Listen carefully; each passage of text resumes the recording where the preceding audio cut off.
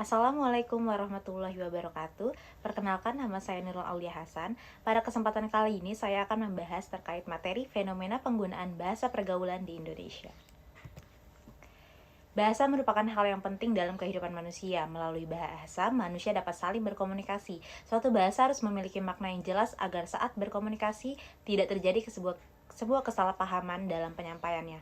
Adanya perkembangan bahasa karena perkembangan teknologi membuat gaya bahasa yang digunakan oleh generasi ke generasi berbeda-beda.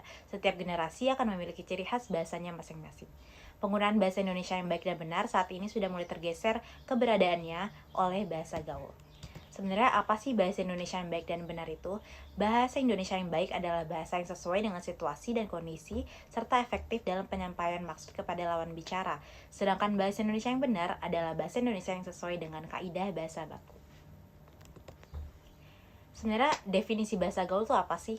Menurut Mulyana, bahasa gaul adalah sejumlah kata atau istilah yang mempunyai arti khusus, unik, menyimpang, atau bahkan bertentangan dengan arti yang lazim ketika digunakan oleh orang-orang dari subkultur tertentu.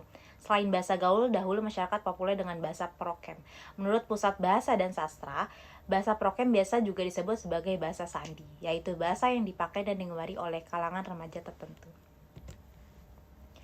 Sebenarnya pengaruh perkembangan teknologi dalam perkembangan bahasa itu ada banget, karena seiring berjalannya waktu, sejalan dengan adanya perkembangan teknologi, komunikasi menyebabkan perkembangan bahasa menjadi pesat.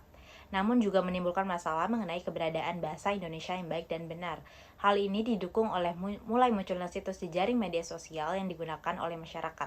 Penggunaan jejaring sosial media ini memudahkan seseorang dalam mengetahui perkembangan bahasa yang ada. Dan berikut merupakan contoh bahasa gaul. Ada santuy, itu artinya santai, mager, males gerak. Kuy, itu artinya yuk. Itu kan tinggal kata yang dibalik aja ya. Terus goks, itu ada gokil atau lucu abis artinya. Contoh berikut itu merupakan contoh yang sering digunakan oleh anak-anak muda zaman sekarang gitu. Selanjutnya adalah pengaruh penggunaan bahasa gaul terhadap bahasa Indonesia. Tentunya ada dampak positif dan dampak negatif dari penggunaan bahasa gaul ini. Pertama, dampak positifnya itu dapat mempermudah komunikasi. Bahasa gaul dapat mempermudah komunikasi antar individu, terutama di kalangan anak muda. Penggunaan bahasa yang lebih santai dan informal ini dapat membantu membangun rasa akrab dan kedekatan.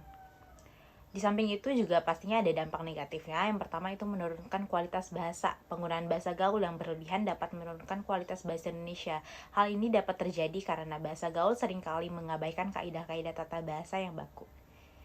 Yang kedua itu memicu kesalahpahaman. Bahasa gaul yang tidak dipahami oleh semua orang dapat memicu kesalahpahaman dalam komunikasi. Hal ini dapat terjadi karena bahasa gaul memiliki makna yang kontekstual dan tidak selalu dipahami oleh orang lain.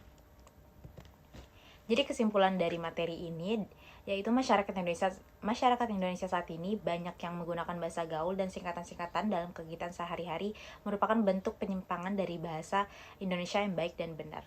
Adanya penyimpangan ini dapat menghambat pertumbuhan dan perkembangan bahasa Indonesia. Luntur atau hilangnya penggunaan bahasa Indonesia dikarenakan kurangnya kesadaran dalam diri untuk mencintai dan menggunakan bahasa Indonesia di negeri sendiri. Hal ini terkadang diperparah oleh maraknya dunia artis yang menggunakan bahasa gaul di media massa dan elektronik. Jadi penggunaan bahasa gaul itu boleh saja digunakan, tetapi kita harus bijak dalam menggunakannya dan kita juga harus melihat lawan bicara kita itu siapa. Ketika lawan bicara kita dinilai tidak mengerti atau nggak akan ngerti terhadap bahasa gaul yang akan kita sampaikan, itu lebih baik kita menggunakan bahasa Indonesia yang baik dan benar yang sesuai dengan kaidahnya. Karena bahasa gaul itu kan bersifat kontekstual ya, seperti yang udah saya jelaskan tadi. Bahasa gaul itu nggak semua orang ngerti. Jadi kalau misalkan orang-orang tua itu cenderung nggak ngerti bahasa gaul yang sedang populer saat ini. Jadi lebih baik kita menggunakan bahasa Indonesia yang baik dan benar. Itu saja materi yang dapat saya sampaikan. Mohon maaf jika terdapat kesalahan dalam penyampaiannya. Terima kasih atas perhatiannya. Assalamualaikum warahmatullahi wabarakatuh.